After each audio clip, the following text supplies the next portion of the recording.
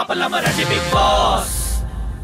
हो, म्हणून काय होतं माहिती किरण मानेंच्या बाबतीत, मी घरात आल्यानंतर प्रयत्न केला.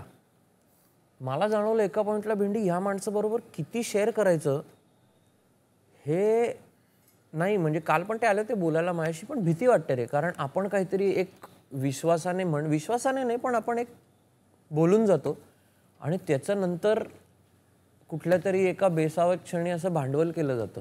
हे मी स्वतः ऑब्झर्व केलं इतर सदस्यांच्या बाबतीत त्यांच्या साईडनी. नेमळेकरांच्या बाबतीत ते हे 100दा आलेलं आहे. म्हणून अपूर्वाला परवा म्हटलं होतं की चिखलात पाय टाकण्याच्या आधी 100 वेळा विचार कर, चिखल तुझ्यावर जोडणार. पण ही काय मैत्री आहे की तुम्ही एकमेकांना आरोप करता, ॲलिगेशन्स करता आणि नंतर त्याच व्यक्तीबरोबर तुम्ही